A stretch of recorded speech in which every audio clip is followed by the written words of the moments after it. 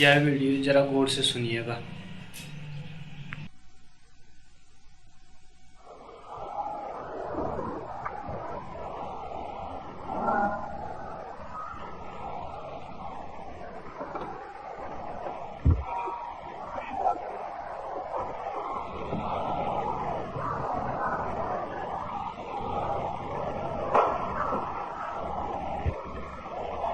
एक छोटी सी घटना से मैं अपनी आज की बात शुरू करना चाहता। एक महानगरी में 100 मंजिल एक मकान के ऊपर 100वीं मंजिल से एक युवक कूद पड़ने की धमकी दे रहा था। उसने अपने द्वार, अपने कमरे के सब द्वार बंद कर रखे थे। बालकनी पे खड़ा हुआ था, 100वीं मंजिल से कूदने के लिए तैयार, आत्महत्या करने पहुंच। उससे नीचे की मंजिल पे लोग खड़े होकर उससे प्रार्थना कर रहे थे कि आत्महत्या मत करो, रुक जाओ, ठहर जाओ, ये क्या पागलपन कर रहे हो। लेकिन वो किसी की सुनने को राजी नहीं था। तब एक बूढ़े आदमी ने उससे कहा, हमारी बात मत सुनो, लेकिन अपने माँ बाप का ख्याल करो कि उन पर क्या गुजरेगी। उस युवक ने कहा, न मेरा पिता है न मेरी माँ है, वे दोनों मुझसे पहले ही चल बसे। बूढ़े ने देखा कि बात तो व्यर्थ हो गई, तो उसने कहा, कम से कम अपनी पत्नी का स्मरण करो, उस पर क्या बीतेगी। उस युवक ने कहा, मेरी कोई पत्नी नहीं, मैं अविवाहित हूं। उस बूढ़े ने कहा, तो कम से कम अपनी प्रेयसी का ख्याल करो, किसी को प्रेम करते होगे, उस पर क्या गुजरेगी। उस युवक ने कहा, प्रेयसी मुझे प्रेम से घृणा है और स्त्री को मैं नरक का द्वार समझता हूं, मैं कोई स्त्री को प्रेम करता नहीं, मुझे कौन जाने दे। अंतिम बात रह गई थी कहने को। उस बूढ़े ने कहा, कूदने के पहले एक बार ये सोच लो, किसी की फिक्र मत करो, लेकिन अपनी तो फिक्र करो, अपना जीवन नष्ट कर रहे हो। उस युवक ने कहा, काश मुझे पता होता कि मैं कौन हूं, तो शायद जीवन नष्ट करने की बात भी ना आती, लेकिन मुझे ये भी पता नहीं कि मैं कौन हूं। पता नहीं वो युवक कूद गया या नहीं कूद गया,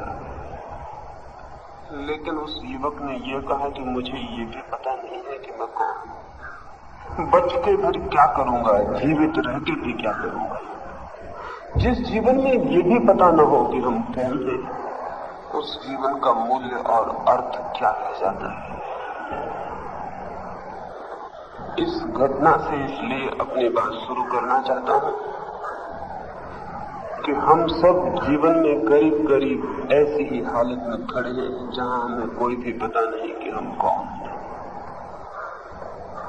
अपने होने का ही कोई बोध नहीं है, जीते हैं लेकिन जीवन से कोई साक्षात्कार नहीं हुआ। श्वास लेते हैं, चलते हैं, उठते हैं, बैठते हैं, फिर एक दिन समाप्त हो जाते हैं, लेकिन ज्ञात नहीं हो पाता कि कौन था जो जन्मा, कौन था जो जिया, कौन था जो समाप्त हो गया। इतने अज्ञान से भरे हुए जीवन में कोई आनंद हो सकता है? इतने अज्ञान से भरे हुए जीवन में कोई प्रेम हो सकता है? इतने अज्ञान से भरे जीवन में कोई उपलब्धि हो सकती है? इतने अज्ञान से भरे जीवन में कोई अर्थ, कोई प्रयोजन, कोई सार्थकता हो सकती है? नहीं हो सकती, नहीं है। इसीलिए मनुष्य जाति इतनी उदास, इतनी चिंतित, इतनी भयभीत, इतनी दुखी, इतनी विपन्न मालूम पड़ती है। जैसे कोई वृक्ष की जड़ें हिला दी गई हो, जैसे किसी वृक्ष को जड़ों से उखाड़ दिया गया हो, ऐसी मनुष्य जाति अपरूटेड, जैसे सारी जड़ें हिल गई हो, ऐसी मालूम पड़ती है। ये जड़ें किस चीज से हिल गई हैं? मनुष्य को ये भी पता न रह जाए कि मैं कौन हूं, तो उसकी जड़ें जीवन से हिल जाती हैं। जीवन का, शुभ जीवन का, सुंदर जीवन का, आनंदपूर्ण जीवन का अगर कोई आधार हो सकता है तो एक ही हो सकता है कि व्यक्ति कम से कम इतना तो जान ले कि वो कौन है और क्या है और किस लिए। मनुष्य के सामने हमेशा से खड़ा हुआ प्रश्न एक ही है, और हम अपने को कितना ही भुलाने की कोशिश करें, कितना ही उलझाने की कोशिश करें, वो प्रश्न हमारे सामने से हटता नहीं जब तक कि हल न हो जाए।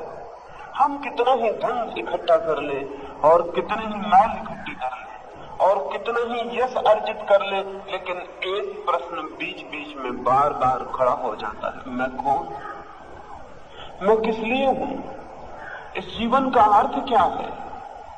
फिर हम काम में लग जाते हैं कि भूले रहें, लेकिन ये प्रश्न पीछा नहीं छोड़ेगा। ये जीवन का पहला प्रश्न है, और पहले प्रश्न को ही जो हल नहीं कर पाता वो कुछ भी हल नहीं कर पाएगा। जीवन भर ये प्रश्न उसको पीछा करेगा, और जिस आदमी का ये प्रश्न पीछा करता है कि मैं कौन हूं, वो आदमी कभी भी निश्चिंत नहीं हो सकता। उसके जीवन में चिंता बनी ही रहेगी। हमारी स्थिति वैसी है जैसे कोई आदमी यात्रा पर निकला हो और उसे ये भी पता ना हो कि मैं कहां जा रहा हूं। वो ट्रेन में बैठ गया और उसे ये भी पता ना हो कि मुझे किस स्टेशन पर पहुंच जाना है।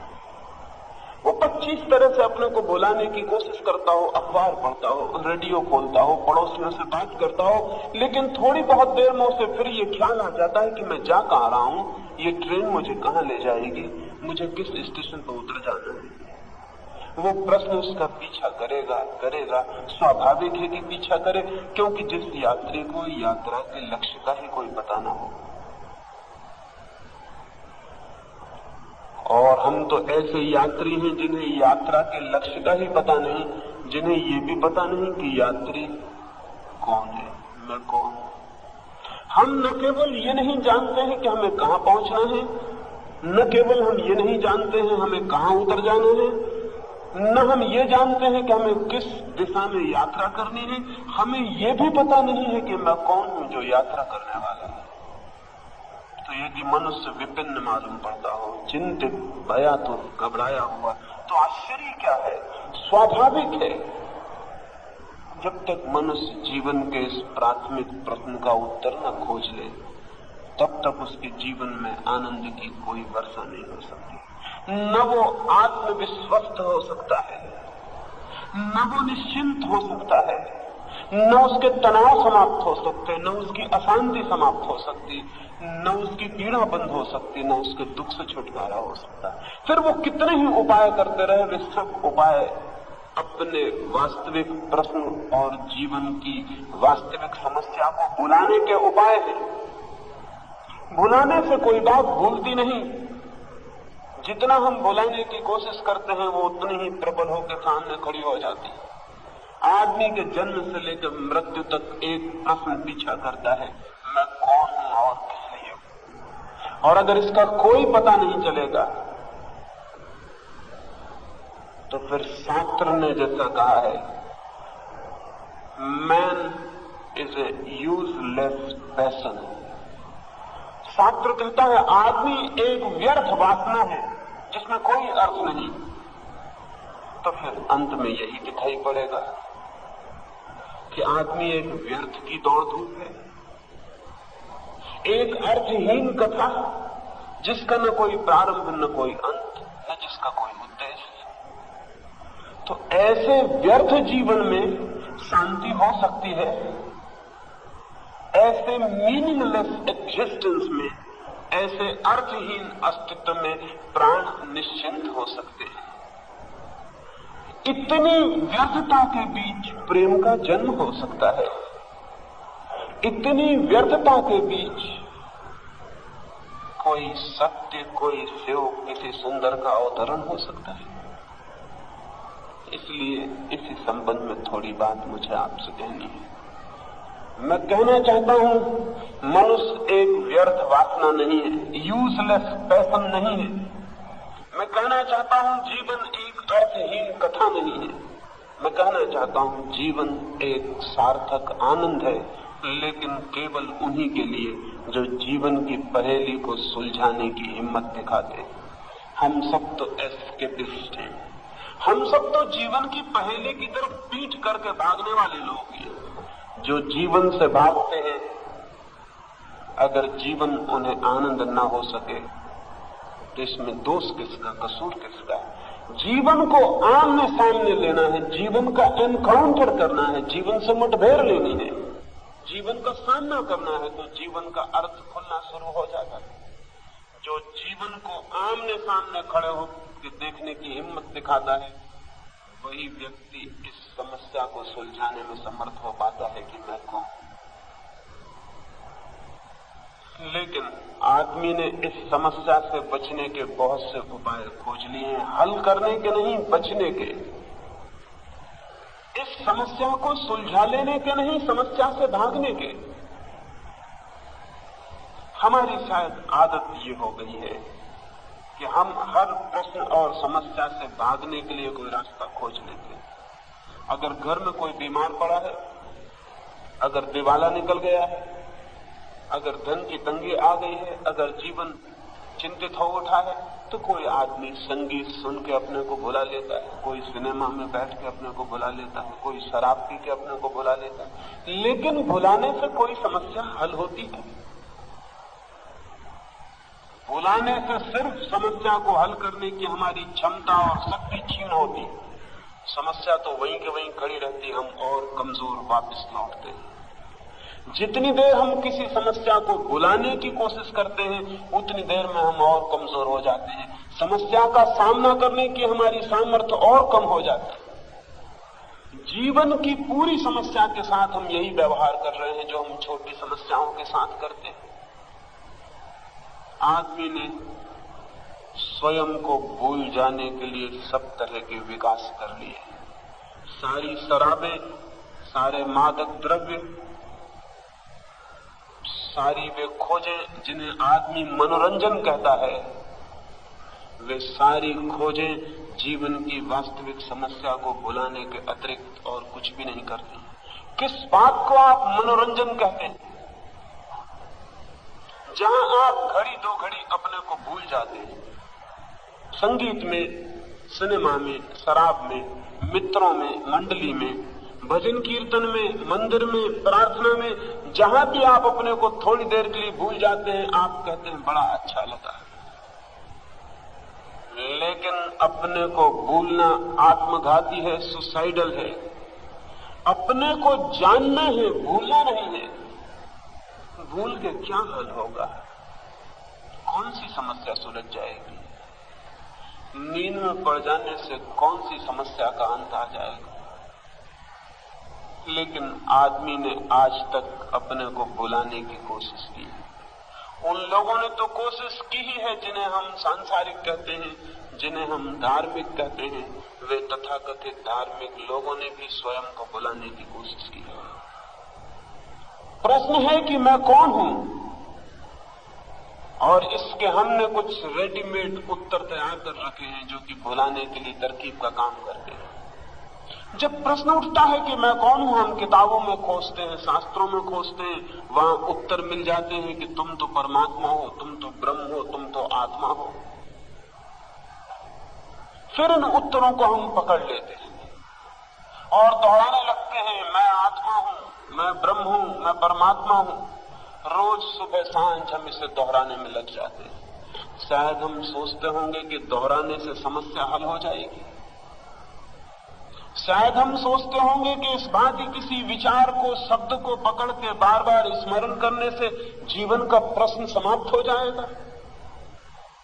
शब्द से ज्यादा असत्य और कुछ भी नहीं है। शब्द बिल्कुल ताश के पत्तों जैसा है। ताश के पत्ते दे दिए जाएं तो हम तरकीब तरकीब के घर बना सकते हैं ताश के पत्तों से, लेकिन ताश के पत्तों के घर हवा का जरा सा झोंका और गिर जाते हैं। शब्दों से भी जो हम घर बनाते हैं, शब्दों से भी हम जो भीतर अपने समस्याओं को हल करने की कोशिश करते हैं, वो ताश के पत्तों से भी कमजोर चीज है। शब्द का कोई प्राण ही नहीं, शब्द का कोई अस्तित्व नहीं, शब्द में कोई ठोसपन नहीं।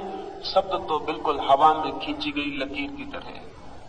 और हमने सारी समस्याओं को शब्दों से हल करने की कोशिश की है, इसलिए समस्याएं तो वहीं के वहीं हैं। आदमी शब्दों में उलझ के नष्ट हुआ जा रहा है। आदमी के ऊपर जो सबसे बड़ा दुर्भाग्य है वो शब्दों के ऊपर विश्वास सबसे बड़ा दुर्भाग्य है, जिसके कारण जीवन की कोई समस्या हल नहीं हो पाती। हमारे पास क्या है? ज्ञान के नाम पर हमारे पास शब्दों के अतिरिक्त कुछ भी नहीं। किन्हीं के पास हिंदुओं के शब्द हैं, किन्हीं के पास मुसलमानों के शब्द हैं, किन्हीं के पास जैनों के शब्द हैं, किन्हीं के पास ईसाइयों के शब्द हैं। शब्दों के अतिरिक्त हमारे पास संपत्ति क्या है? अगर हम भीतर खोजने जाएं तो शब्दों के अतिरिक्त हमारे पास क्या है और शब्द का क्या मूल्य हो सकता है? एक सम्राट के द्वार पर एक कवि ने एक दिन सुबह आके सम्राट की प्रशंसा में कुछ गीत कहे, कुछ कविताएं कही। फिर कवि तो रुकते नहीं शब्दों का महल बनाने में, वे तो कुशल होते हैं। उन्होंने, उस कवि ने सम्राट को सूरज बना दिया, सारे जगत का प्रकाश बना दिया। उस कवि ने सम्राट को जमीन से उठा के आकाश पे बिठा दिया। उसने अपनी कविता में जितनी प्रशंसा कर सकता था की। सम्राट ने उससे कहा कि धन्य हुआ तुम्हारे गीत सुनकर, बहुत प्रभावित हुआ। 1,00,000 स्वर्ण मुद्राएं कल सुबह तुम्हें भेंट कर दी जाएंगी। कवि तो दीवाना हो गया, सोचा भी ना था कि 1,00,000 स्वर्ण मुद्राएं भेंट मिल जाएंगी। आनंद विभोर घर लौटा, रात भर सो नहीं सका। बार बार ख्याल आने लगा 1,00,000 स्वर्ण मुद्राएं, क्या करूंगा? न मालूम कितनी योजनाएं बना ली। कवि था, शब्दों का मालिक था, बहुत शब्द जोड़ लिए। सारा भविष्य स्वर्ण में हो गया, सारा भविष्य एक सपना हो गया, जीवन एक धन्यता मालूम होने लगी। सुबह जल्दी ही सूरज निकलने भी नहीं पाया कि द्वार पर पहुंच गया राजा के। सम्राट ने बिठाया और थोड़ी देर बाद पूछा कैसे आए। उस कवि ने सोचा कि कहीं भूल तो नहीं गया सम्राट, पूछता है कैसे आए हैं। उसने कहा कि पूछते हैं कैसे आया हूं, रात भर सो नहीं सका, क्या पूछते हैं आप? कल कहा था आपने 1,00,000 स्वर्ण मुद्राएं भेंट करेंगे। सम्राट हंसने लगा, कहा बड़े ना समझ हैं आप, आपने शब्दों से मुझे प्रसन्न किया था, मैंने भी शब्दों से आपको प्रसन्न किया था। इसमें लेने देने का कहां सवाल आता है? कैसी 1,00,000 स्वर्ण मुद्राएं? आपने कुछ शब्द कहे थे, कुछ शब्द मैंने कहे थे। शब्द के उत्तर में शब्द ही मिल सकते हैं, स्वर्ण मुद्राएं कैसी? तब कवि को पता चला कि शब्द अपने में थोथे हैं, उनके भीतर कोई कंटेंट नहीं। शब्द अपने आप में पानी पर खींची गई लकीरों से ज्यादा नहीं, लेकिन हमारे पास क्या है? शब्दों के अतिरिक्त कुछ और है। शब्दों पर हम जीते और लड़ते भी हैं। मैं कहता हूं मैं हिंदू हूं, मैं कहता हूं मैं मुसलमान हूं। कोई कैसे मुसलमान हो गया, कोई कैसे हिंदू हो गया? कुछ शब्द हैं जो कुरान से लिए गए हैं, कुछ शब्द हैं जो गीता से लिए गए हैं, कुछ शब्द हैं जो इस मुल्क में पैदा हुए, कुछ शब्द हैं जो उस मुल्क में पैदा हुए। और शब्दों को हमने इकट्ठा कर लिया तो एक तरह के शब्द मुसलमान बना देते हैं, दूसरे तरह के शब्द हिंदू बना देते हैं, तीसरे तरह के शब्द जैन बना देते हैं। क्योंकि किसी के भीतर कुरान है, किसी के भीतर बाइबल है, किसी के भीतर गीता है। शब्दों के अतिरिक्त हमारी संपदा क्या है? और इन कोरे शब्दों पर हम लड़ते भी हैं और जीवित आदमी की छाती में तलवार भी भोंक सकते हैं, मंदिर भी जला सकते हैं, मस्जिद में आग भी लगा सकते हैं, क्योंकि मेरे शब्द अलग हैं, आपके शब्द अलग हैं। आदमी शब्दों पे जी रहा है हजारों वर्षों से और सोच रहा है कि शब्दों में कोई बल है, कोई संपदा है, कोई संपत्ति है। शब्द एकदम बोझ है, लेकिन शब्दों से भ्रम जरूर पैदा होता है। जैसे उस कवि को भ्रम पैदा हुआ 1,00,000 स्वर्ण मुद्राओं का। रात भर उसने गिनती की, हाथ में स्वर्ण मुद्राएं मालूम पड़ी। रात भर उसने सपने बनाए कि अब क्या करूं और क्या ना करूं, कितना बड़ा भवन बनाऊं, कितना बड़ा रथ खरीदूं, कितना बड़ा बगीचा लगाऊं, क्या करूं क्या ना करूं। लेकिन हाथ में कुछ भी न था, 1,00,000 स्वर्ण मुद्रा का शब्द था। शब्द से उसने फैलाव कर लिया। हमारे हाथ में क्या है? आत्मा, परमात्मा, मोक्ष, जन्म, जीवन, प्रेम, आनंद। हमारे पास शब्दों के अतिरिक्त और क्या है? लेकिन शब्द से जरूर भ्रम पैदा होता है। छोटा सा बच्चा स्कूल में पढ़ता है CAT, कैट, कैट यानी बिल्ली, बार बार पढ़ता है CAT कैट, कैट यानी बिल्ली, CAT कैट, कैट यानी बिल्ली, सीख जाता है। फिर वो कहता है कि मैं जान गया कैट यानी बिल्ली। लेकिन उसने जाना क्या है? उसने 2 शब्द जाने, कैट भी एक शब्द है, बिल्ली भी एक शब्द है। बिल्ली को जाना उसने, बिल्ली जो जीवंत है, वो जो जीवित बिल्ली है उसको जाना उसने। लेकिन वो कहता है मैंने जान लिया कि कैट यानी बिल्ली। उसने 2 शब्द जान लिए, दोनों शब्दों का अर्थ जान लिया। शब्द भी शब्द है, अर्थ भी शब्द है, और बिल्ली पीछे छूट गई। वो जो जीवंत प्राण है बिल्ली का, उसे उसने बिल्कुल नहीं जाना। लेकिन वो कहेगा कि मैं जानता हूं कैट यानी बिल्ली। लेकिन बिल्ली को पता भी नहीं होगा कि मैं कैट हूं या बिल्ली हूं। बिल्ली को पता भी नहीं होगा कि आदमी ने मुझे क्या शब्द दे रखे। और आदमी जमीन पे ना हो तो बिल्ली का क्या नाम होगा? कोई भी नाम नहीं होगा। लेकिन बिल्ली फिर भी होगी, शब्द कोई भी नहीं होगा, बिल्ली फिर भी होगी। आकाश में तारे होंगे, शब्द कोई नहीं होगा, आदमी नहीं होगा। सूरज उगेगा लेकिन शब्द कोई भी नहीं होगा। वृक्षों में फूल खिलेंगे लेकिन कोई फूल गुलाब का नहीं होगा, कोई जूही का नहीं होगा, कोई चमेली का नहीं होगा। शब्द आदमी का इन्वेंशन है, आदमी की ईजाद है। लेकिन शब्द से एक भ्रम पैदा होता है। मैंने सीख लिया कि इस फूल का नाम गुलाब है, तो मैं समझता हूं मैं गुलाब को समझ गया। मैंने शब्द सीख लिया कि इस फूल का नाम गुलाब है, तो मैं समझता हूं कि मैं गुलाब को समझ गया। शब्द सीख लेने से गुलाब को समझने का क्या संबंध?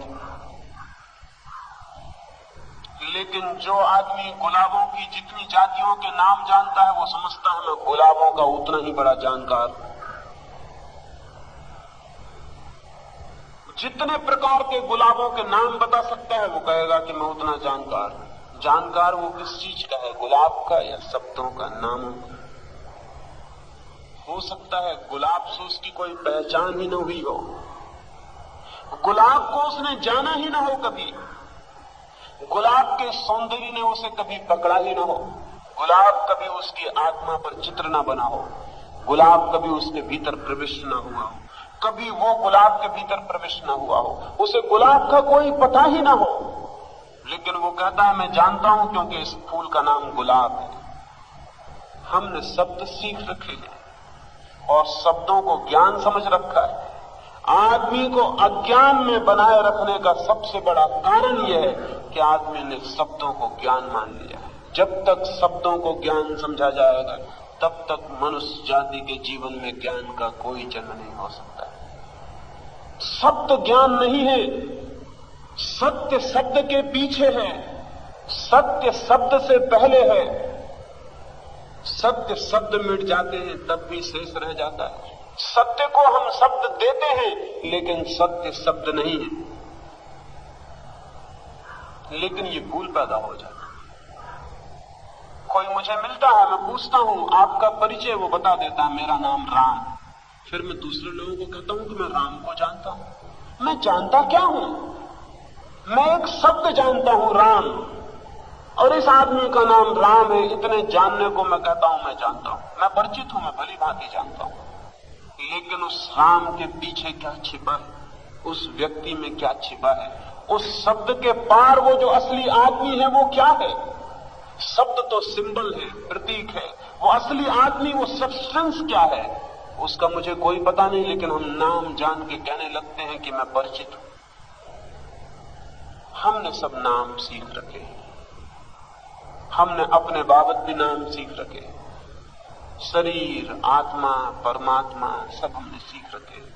कोई पूछे कि कौन है आप, तो सीखा हुआ आदमी कहेगा मैं आत्मा हूं, आत्मा अमर है।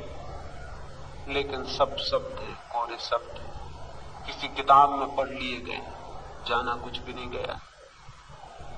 हम सब शब्दों की मालकियत कर बैठे हैं, शब्दों को पकड़ के बैठ गए। और जो आदमी शब्दों का जितना कुशल कारीगर होता है वो उतना ज्ञानी मालूम पड़ता है। शब्दों से ज्ञान का कोई संबंध नहीं, इसलिए हम पंडितों को ज्ञानी समझ लेते हैं। पंडित भूल के भी ज्ञानी नहीं होता, होना भी चाहे तो नहीं हो सकता है जब तक कि पंडित होना मिट न जाए। दुनिया में अज्ञानियों को ज्ञान मिल सकता है लेकिन पंडितों को कभी नहीं मिलता, क्योंकि शब्द पर उनकी इतनी पकड़ है। गीता उन्हें कंठस्थ है, बाइबल उन्हें पूरी याद है, उपनिषद उन्हें पूरे रटे हुए हैं। वो वही बच्चों वाला काम कर रहे हैं। सीएटी कैट, कैट यानी बिल्ली, उपनिषद कंठस्थ कर लिए हैं, गीता कंठस्थ कर ली है। जब भी पूछिए तो गीता बोलना शुरू हो जाती है, उपनिषद निकलने शुरू हो जाते हैं। हमें लगता है आदमी बहुत ज्ञानी है, लेकिन क्या निकल रहा है बाहर सिवाय शब्दों के और कुछ भी नहीं।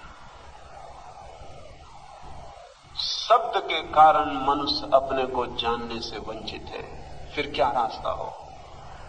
शब्द से कोई ऊपर उठे तो स्वयं को जान सकता है, शब्द के पार उठे, शब्द को छोड़े, शब्द के पीछे जाए, फूल को छोड़ दे शब्द को और जो फूल है उस तक पहुंचे, गुलाब को छोड़ दे शब्द को और जो गुलाब का फूल है वस्तुतः उस तक जाए तो शायद जान भी सकता है।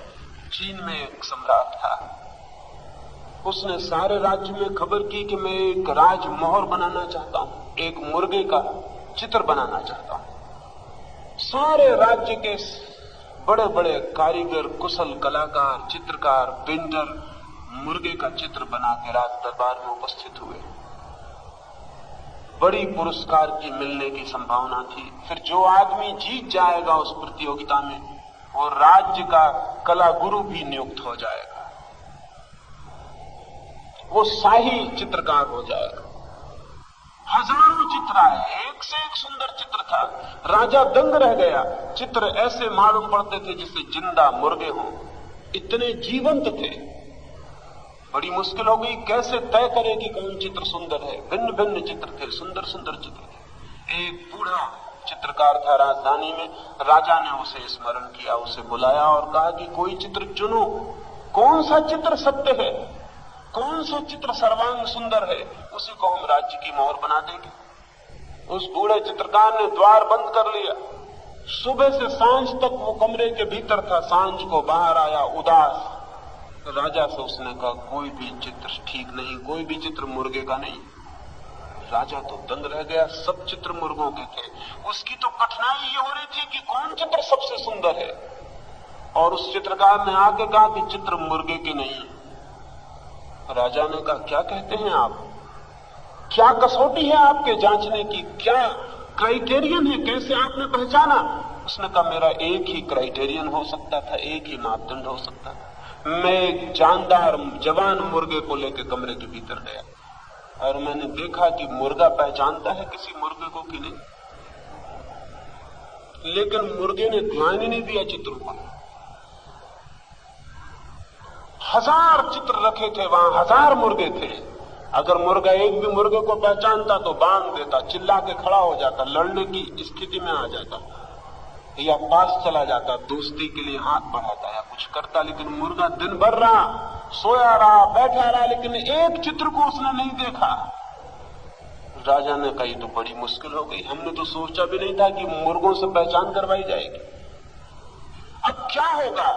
उस बूढ़े ने कहा मेरी उम्र ज्यादा हुई, अन्यथा मैं कोशिश करता, लेकिन कौन जाने बच जाऊं, कम से कम 3 साल लग जाएंगे, तो मैं कोशिश करूं। राजा ने कहा 3 साल? 70 साल का बूढ़ा था, सारे देश में प्रसिद्ध चित्रकार था। राजा ने कहा एक साधारण से मुर्गे का चित्र बनाने में 3 साल? उस बूढ़े ने कहा चित्र बनाना तो बहुत आसान है, मुर्गे को जानना बहुत कठिन।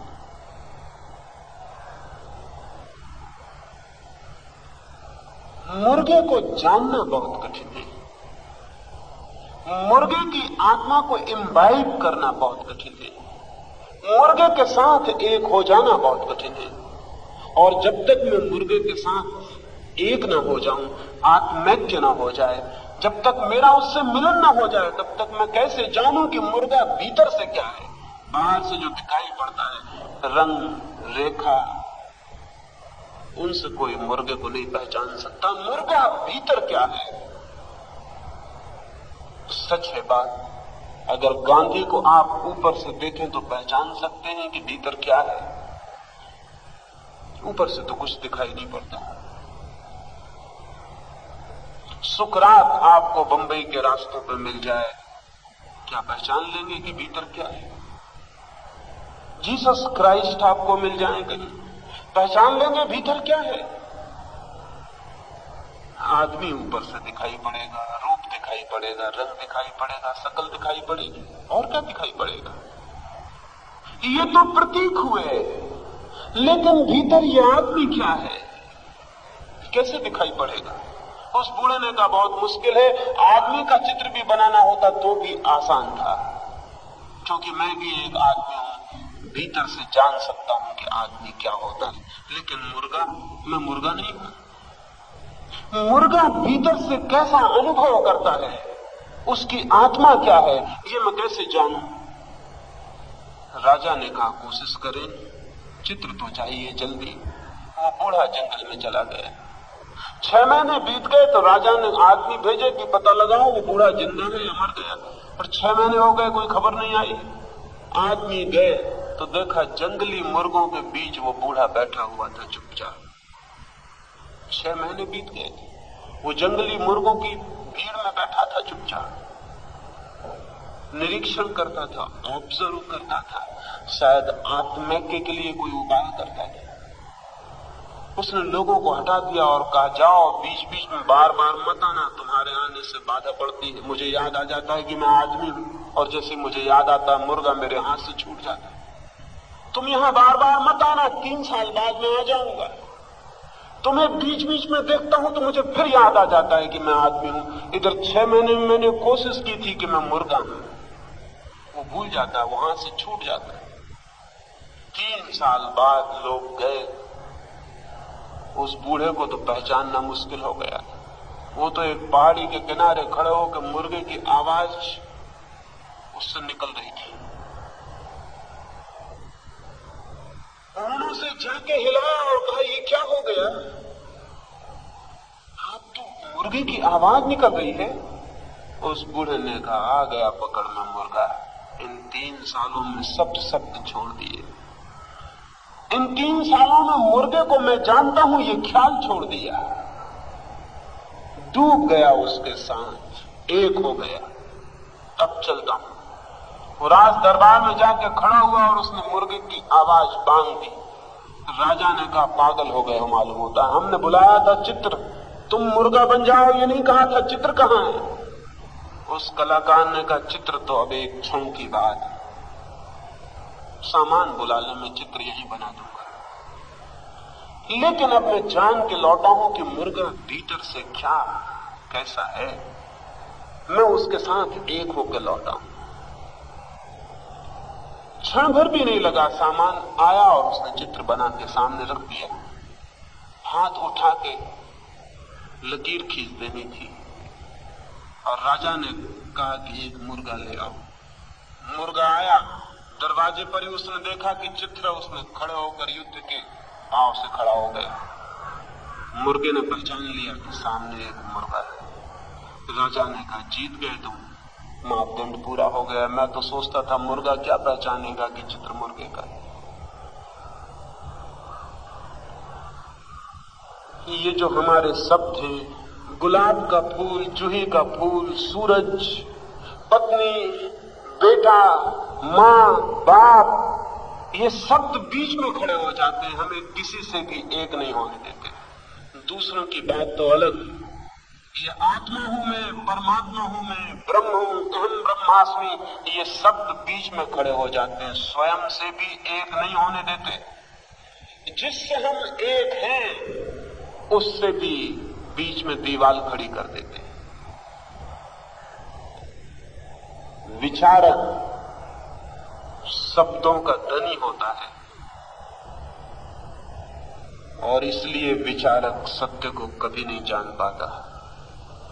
सत्य को वे लोग जान पाते हैं, स्वयं के सत्य को, मैं कौन हूं, उस जीवन की प्राथमिक समस्या को वे लोग हल कर पाते हैं जो सारे शब्दों को छोड़ के निशब्द में प्रवेश करते हैं, जो शब्द को छोड़कर शून्य में प्रवेश करते हैं। शब्द को कैसे छोड़ा जा सकता है? बड़ी कठिनाई है। 24 घंटे हम शब्दों में जीते हैं, सोते हैं तो शब्दों में, जागते हैं तो शब्दों में। एक छोटा सा शब्द और हमारा हृदय खिल के एक फूल बन जाता है, और एक छोटा सा शब्द और हमारा क्रोध का है जागरण हो जाता है, हृदय एक अंगार बन जाता है। एक छोटा सा शब्द और हम दुखी हो जाते हैं, और एक छोटा सा शब्द और हम आकाश में तैरने लगते हैं। हमारा सारा जीवन शब्दों का है, सारा जीवन शब्दों का है। जागते हैं तो शब्दों में, सोते हैं तो शब्दों में, रात भर शब्द और स्वप्न और शब्द, और सुबह उठे कि वो शब्दों का व्यापार फिर शुरू हो जाता है। जैसे किसी झील के ऊपर काई छा गई हो, पत्ते ही पत्ते फैल गए हो, पूरी झील ढक गई हो, कुछ दिखाई ना पड़ता हो, ऐसे शब्दों ही शब्दों में हमारी पूरी चेतना ढक गई है और कुछ भी नहीं दिखाई पड़ता, सिवाय शब्दों के कुछ भी दिखाई नहीं पड़ता। आप भीतर जाइए और शब्द ही शब्द, शब्द ही शब्द मिलेंगे। इन शब्दों से छूटे बिना कोई स्वयं को नहीं जान सकता है, लेकिन हमारी सारी शिक्षा शब्दों की शिक्षा है। सारा समाज शब्दों पर जीता है, सारा जीवन शब्दों की संपदा का व्यापार करता है। निशब्द की तो कोई संभावना नहीं, कोई मौका नहीं। शून्य हो जाने का, सत्य से मुक्त हो जाने का तो कोई अवसर नहीं है। जब तक ये अवसर हम न जुटा लें, तब तक हमें पता नहीं चल सकता कि मैं कौन हूं, जीवन क्या है, ये कैसे होगा। दो बात समझ लेनी जरूरी है। पहली बात, शब्द को हम किस भांति सीखते हैं, इस सूत्र को समझ लेना जरूरी है। तो हम ये भी सीख सकते हैं कि शब्द को कैसे भूला जा सकता है। एक सुबह बुद्ध अपने भिक्षुओं के बीच बोलने गए। लोगों ने देखा वे अपने हाथ में एक रेशमी रुमाल लिए हुए हैं। वे जाके बैठ गए।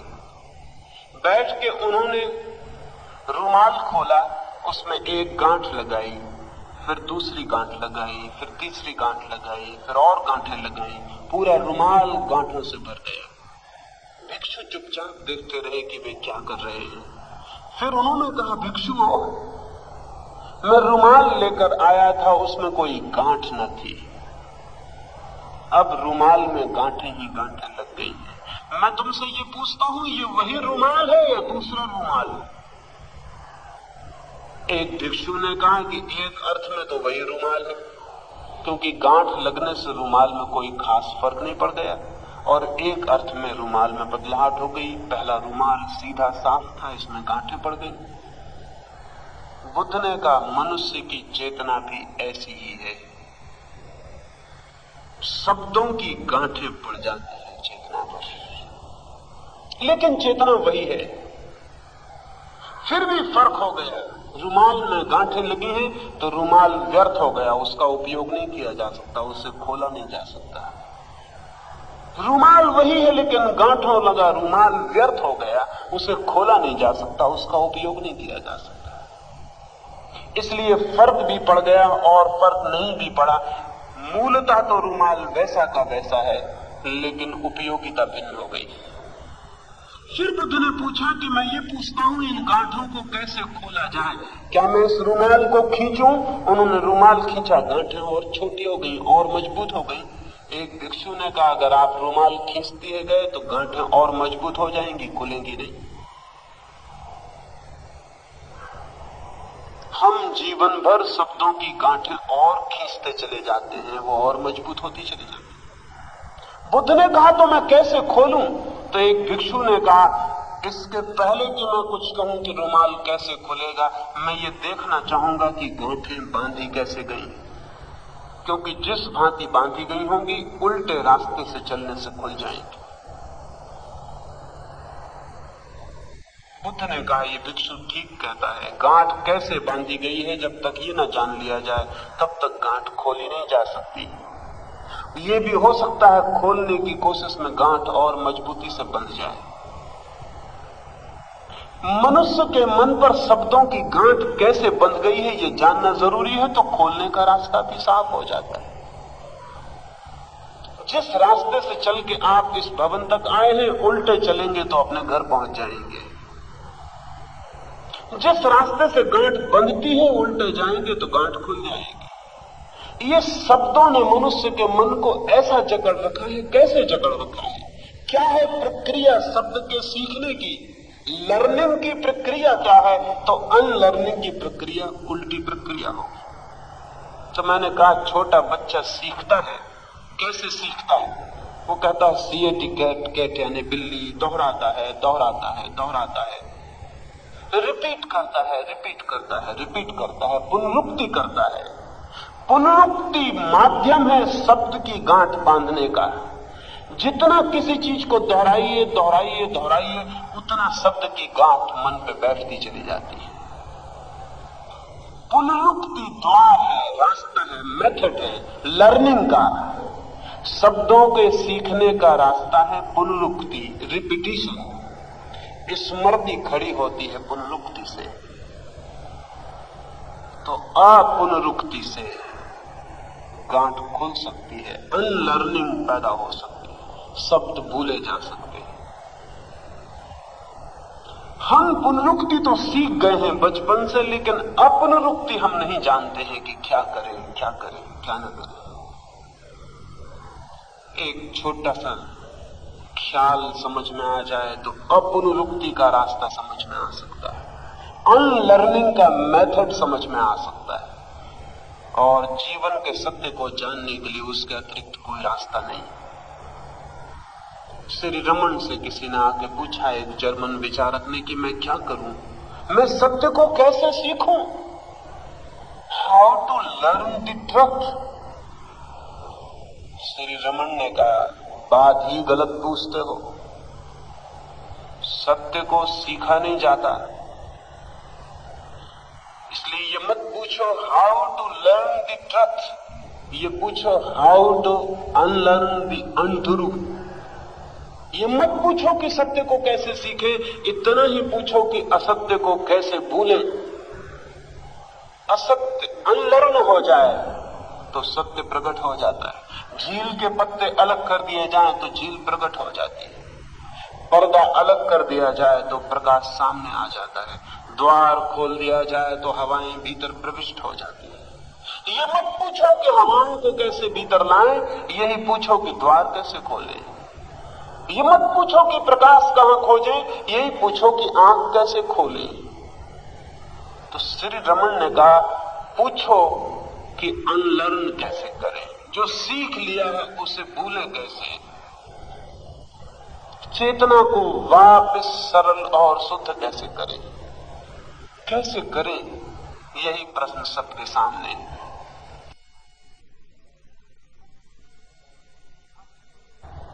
हम सीख के बैठ गए हैं। एक शब्द को भी भुलाना चाहें तो भुलाना कठिन है और असंभव है, बल्कि जिस शब्द को आप भुलाना चाहेंगे वो और भी स्मरण में वापस लौटने लगेगा।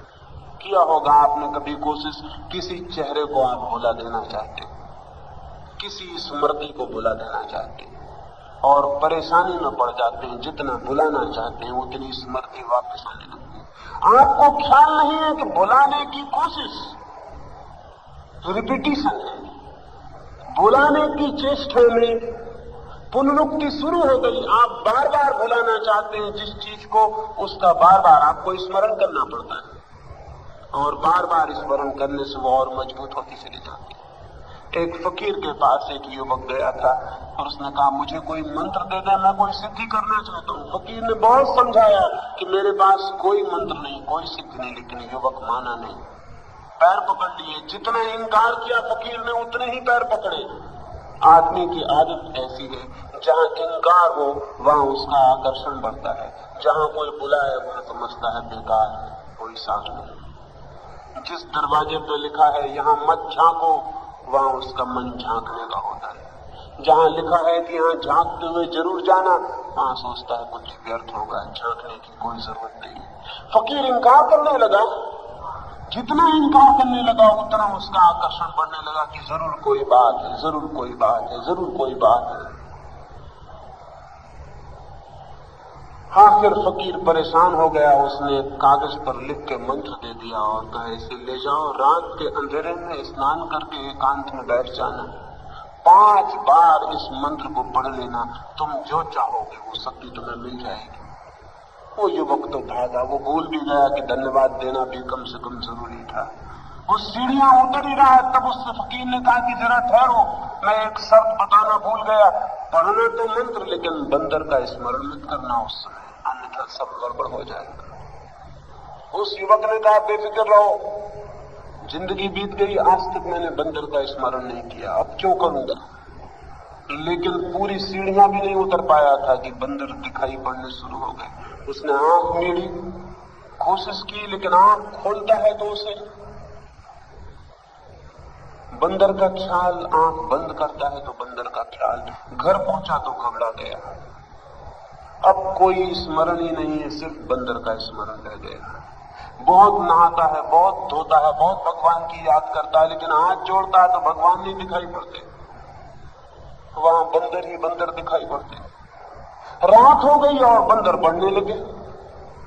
मंत्र पढ़ने का समय करीब आने लगा और बंदरों की भीड़ इकट्ठी हो गई।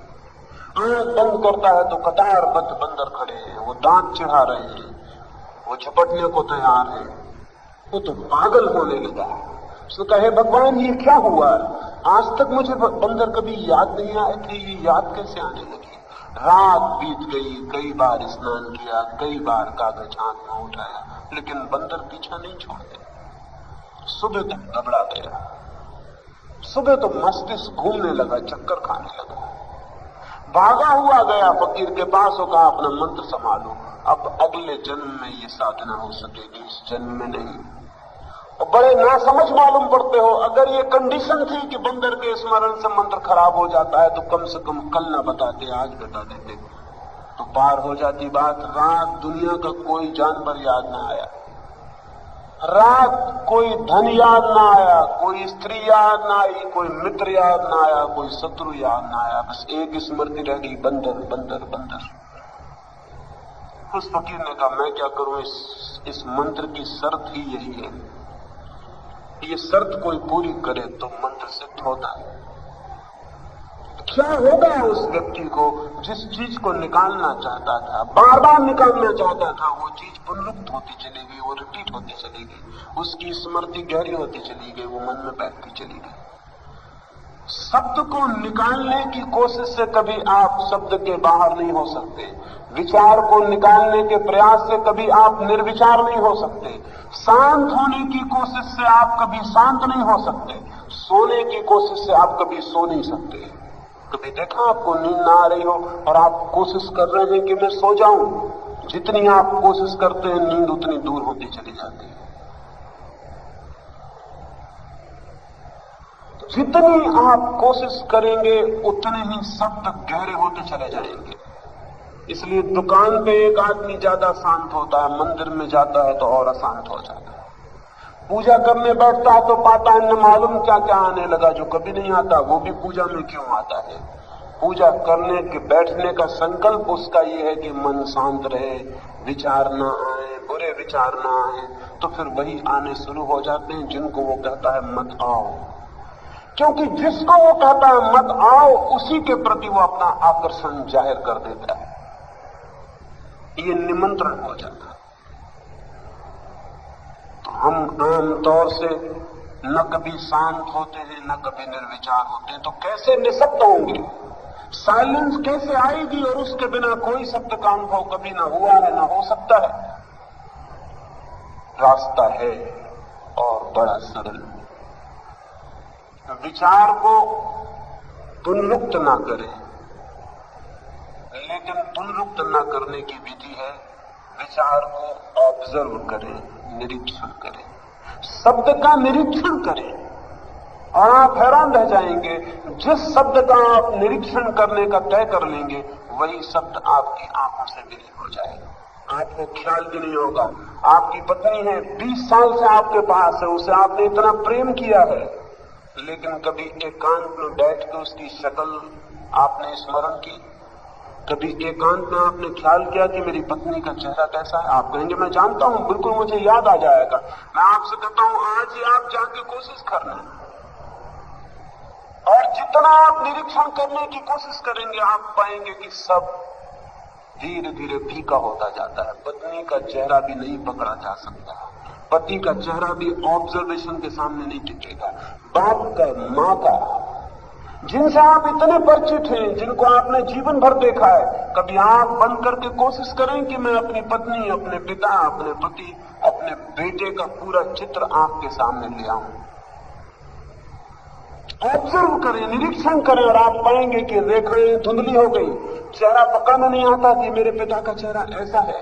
थोड़ी देर में आप पाएंगे चेहरा विलीन हो गया, वहां खाली जगह रह गई, वहां कोई चेहरा नहीं। मन की एक खूबी है, चेतना जिस शब्द को भी निरीक्षण करना चाहे, ऑब्जर्व करना चाहे, वही शब्द तिरोहित हो जाता है, और जिस शब्द को भुलाना चाहे वही शब्द वापस लौट आता है। शब्द को भूलने की कोशिश नहीं, शब्द का निरीक्षण, ऑब्जर्वेशन। चित्त में जो भी शब्द उठते हैं उनका निरीक्षण, मात्र देखना, जस्ट सीइंग, और आप हैरान रह जाएंगे कि आपके निरीक्षण के प्रकाश में शब्द वैसे ही हवा हो जाते हैं जैसे सूरज के निकलने पर वृक्षों के ऊपर पड़े हुए ओस के बिंदु उड़ने लगते हैं। सूरज निकला और ओस के बिंदु उड़ने लगे, तिरोहित होने लगे, भागने लगे, समाप्त होने लगे। जैसे ही आपकी चेतना पूरे ध्यान से शब्दों को देखने की कोशिश करती है, शब्द उड़ने लगते हैं, हवा होने लगते हैं।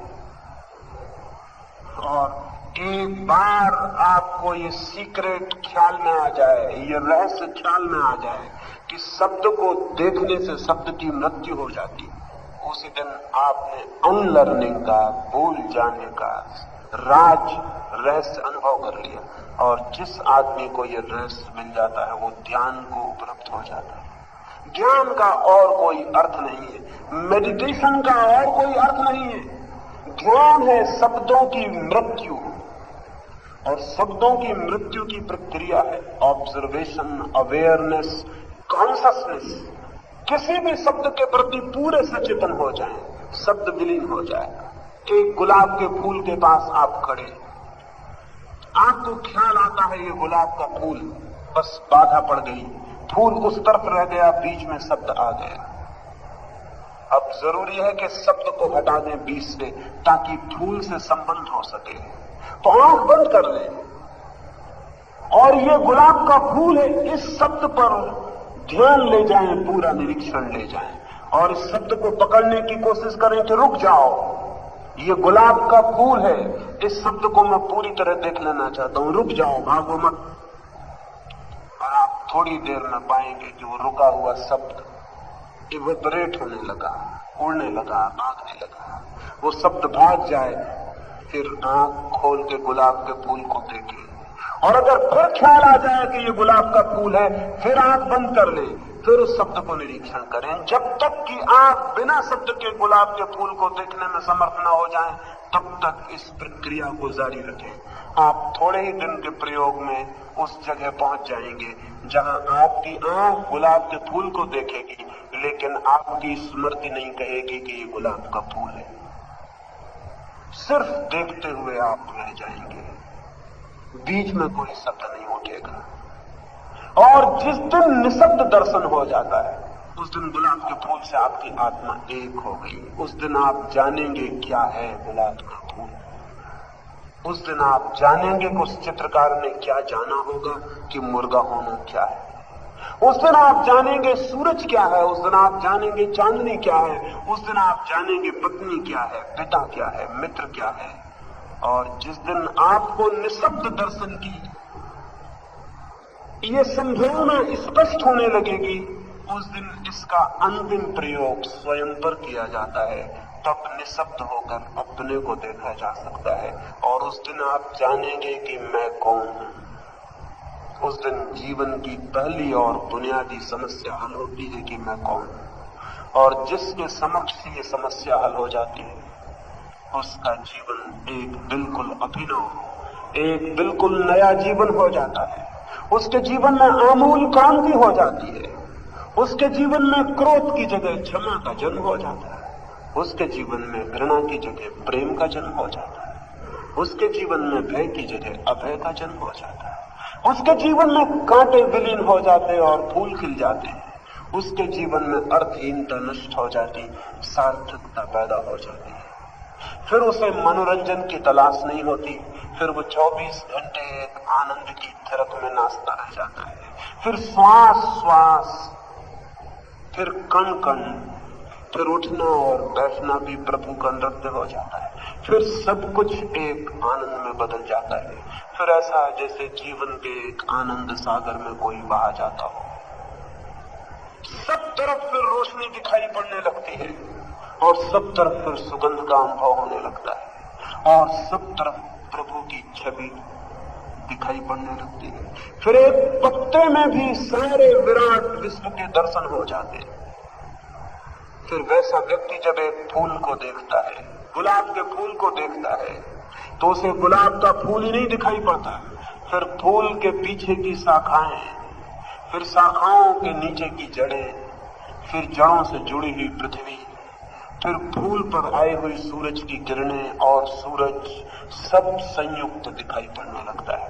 फिर वो प्रविष्ट हो जाता है विराट में और सारे जीवन का दर्शन उसे शुरू हो जाता है। लेकिन हम तो अपने को नहीं जानते, विराट जीवन को कैसे जान सकेंगे? और जब हम अपने को नहीं जानते तो हम और क्या जान सकेंगे? जब हम अपने से भी अज्ञान हैं, अपने से भी अजनबी स्ट्रेंजर हैं, तो हम और किससे परिचित हो सकेंगे? ये सारा जीवन हमारा अपरिचित छूट जाता है क्योंकि हम अपने से ही अपरिचित हैं। और जो विराट संपदा मिल सकती थी, सौंदर्य की, सत्य की, आनंद की, उस सबसे हम वंचित रह जाते हैं। ये वंचित रह जाने के लिए और कोई जिम्मेवार नहीं है। अगर मैं वंचित रह जाता हूं तो मैं ही जिम्मेवार हूं। ये दोष किसी और पर नहीं दिया जा सकता। ये कहना फिजूल है कि आदमी एक व्यर्थ वासना है। अगर आदमी व्यर्थ वासना है तो ये उस आदमी की भूल है। ये मैं आपसे कहना चाहता हूं, आदमी एक सार्थक उपलब्धि है, आदमी एक सार्थक अनुभूति है। आदमी का जीवन अपरसीम अमृत को अपने भीतर छिपाए हुए है, जैसे एक वीणा पड़ी हो किसी घर में और कोई बजाना ना जानता हो, और घर के लोग कहते हो फेंको इस सामान को, यहां घर में फिजूल जगह घेरे हुए हैं।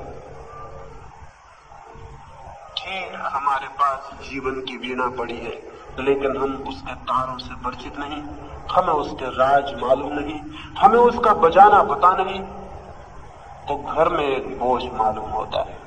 कई बार सोचते हैं फेंक दो इसे, कई बार चूहे गूंज जाते हैं, बच्चे गूंज जाते हैं, वीणा में खन खन की आवाज हो जाती है, घर में डिस्टर्बेंस मालूम होता है, नींद टूट जाती है। हम कहते हैं हटाओ इसको, ये व्यर्थ का एक सामान घर में पड़ा है, शोरगुल होता है। लेकिन कभी कोई वीणा को बजाने वाला कुशल हाथ वहां आ जाए और वीणा पर हाथ रख दे तो सोए तार जग उठेंगे, निष्प्राण तारों में प्राण पैदा हो जाएगा, घर एक संगीत से गूंज उठेगा। हम कल्पना भी न कर सकते थे कि इन तारों में इतना छिपा है। घर में बीज पड़े हों, कंकड़ पत्थरों जैसे मालूम होते हैं बीज, सोचते हैं फेंक दें इन्हें, क्या अर्थ है, क्या प्रयोजन है, लेकिन हमें पता नहीं इन बीजों में वृक्ष छिपे हैं, हमें पता नहीं इन बीजों में फूल छिपे हैं, हमें पता नहीं इन बीजों में सुगंध छिपी है। काश कोई माली आ जाए और उन बीजों को बो दे बगिया में, तो हम हैरान रह जाएंगे कि हमने कई बार सोचा था कि फेंक दें इन बीजों को। हमें पता भी न था कि इन ठोस कंकड़ जैसे दिखते बीजों में इतने रहस्य छिपे होंगे, इतने सुनहले फूल उठेंगे, इतनी सुगंध बरसेगी। हमें कभी कल्पना भी न थी। जीवन भी एक वीणा की तरह, जीवन भी एक बीज की तरह, लेकिन जो उसके राज को खोलने में समर्थ हो जाता है वो आनंद को उपलब्ध हो जाता है। जो उसके राज को नहीं खोल पाता वो दुख में जीता है, दुख में मरता है। मैं आपसे पूछना चाहता हूं, आप दुख में जी रहे हैं, पीड़ा में जी रहे हैं, चिंता में, उदासी में, अंधेरे में, तो कोई और जिम्मेवार नहीं है सिवाय आपके। और आप चाहें तो आज ये जिंदगी का बीज फूलों से भर सकता है। चाहे तो आज इस वीणा से संगीत पैदा हो सकता है। उस वीणा से कैसे संगीत पैदा हो सकता है, उस संबंध में एक छोटा सा सूत्र मैंने आपसे कहा है, लेकिन मेरे कहने से कुछ भी नहीं हो सकता। उस सूत्र पर आपके कदम आगे बढ़ जाएं तो कुछ हो सकता है। जीवन एक साधना है। जीवन जन्म के साथ नहीं मिलता। जन्म के साथ तो केवल पोटेंशियल, बीज रूप संभावना मिलती है। जीवन तो अपने हाथ से निर्मित करना होता है। परमात्मा ने एक मौका दिया है आदमी को। जन्म देता है परमात्मा, जीवन नहीं देता। जन्म सिर्फ अपॉर्चुनिटी है, अवसर है। जीवन खुद को पैदा करना होता है। और जो खुद के जीवन को पैदा करने में समर्थ होता है वो आनंद को उपलब्ध होता है। आनंद हमेशा आत्म सृजन की छाया है, सेल्फ क्रिएशन की छाया है। जब कोई व्यक्ति अपने जीवन को निर्मित कर लेता है तो आनंद से भर जाता है। ये मौका है, लेकिन ये मौका खोया भी जा सकता है, और हम में से अधिक लोग इस मौके को खोते हैं। आज तक मनुष्य जाति के अधिकतम बीज व्यर्थ ही नष्ट हो गए हैं। मुश्किल से मनुष्य जाति के इतिहास में 10-50 आदमी पैदा हुए हैं जिनके बीजों में फूल आए, जिनकी वीणा में संगीत पैदा हुआ। बाकी लोग ऐसे ही नष्ट हो गए। एक छोटी सी कहानी और अपनी बात में पूरी करूं। एक सम्राट मरने के करीब था। उसके 3 बेटे थे। उसने उन बेटों की परीक्षा लेनी चाहिए कि किसको वो दे दे सारा राज्य, कौन संभाल सकेगा, कौन मालिक बन सकेगा। उसने कहा मैं तीर्थ यात्रा पर जाता हूं, मुझे वर्ष 2 वर्ष 3 वर्ष लग सकते हैं। मैं तुम्हारी परीक्षा के लिए एक प्रयोग करना चाहता हूं। उसने एक बोरा फूलों के बीज तीनों बेटों को दे दिए और कहा जब मैं लौटूं तो मैंने तुम्हें जो दिया है वो अमानत रही, वो मुझे वापस कर देना, देखो वो नष्ट ना हो जाए। बड़े बेटे ने सोचा कि ठीक है, कैसी परीक्षा है, क्या पागलपन है। उसने तिजोरी में ताला लगा के वो बोरे भर बीज फूलों के बंद कर दिए। उसने कहा जब बाप लौटेगा निकाल के ताला वापस लौटा देंगे। 3 सालों में उन बीजों का वही हुआ जो होना था, वो सड़ गए और राख हो गए। दूसरे बेटे ने सोचा कि इन बीजों को कहां रखे रहूंगा, कंबल हो जाए, कुछ गड़बड़ हो जाए, बाजार में बेच दूं। बाप जब लौटेगा फिर खरीद के एक बोरा बीज दे देंगे, कौन पहचानेगा कि वही बीज। बीजों में कोई नाम लिखा है, कोई सील लगी है, कौन झंझट संभालने की करेगा। उसने बाजार में बीज बेच दिए, रुपए लाके तिजोरी में रख दिए। जब बाप आएगा बीज खरीद कर वापस लौटा देंगे। तीसरे लड़के ने कहा कि बीज संभालने को बाप ने दिए हैं, बीज के संभालने का एक ही रास्ता हो सकता है जिनको बो दिया जाए। इनमें फूल आ जाएंगे, फिर नए बीज आ जाएंगे। जब तक बाप लौटेगा एक बोरे के 1000 बोरे बीज हो जाएंगे। उसने बीज बो दिए। संभाल के रखने का पागलपन क्या, इनका फायदा भी ले लो, इतने दिन फूलों की सुगंध भी ले लो। उसने बीज बो दिए। मौसमी बीज थे। 4 महीने भी नहीं बीत पाए कि बगिया फूलों से भर गई। सारा गांव प्रशंसा करने लगा। बाप जब 3 साल बाद लौटा तो कोसों तक, मीलों तक महल के आसपास की भूमि फूलों से भरी थी। बाप ने आके पूछा अपने बेटों को, बड़े बेटे से कि बीज कहां है। उसने तिजोरी खोली, वहां से राख और बदबू कि सब बीज सड़ गए थे। उसने कहा ये रखे हैं जो आप दे गए थे। बाप ने कहा पागल, ये फूलों के बीज थे और उनसे बदबू आ रही है। कौन है जिम्मेवार इस बात के लिए? पहला बेटा हार गया। दूसरे बेटे से कहा बीज, उसने कहा मैं भी जाता हूं, रुपए निकाले बाजार से खरीद लाता हूं। बाप ने कहा कि बीज मैंने तुझे संभालने को दिए थे, बेचने को नहीं।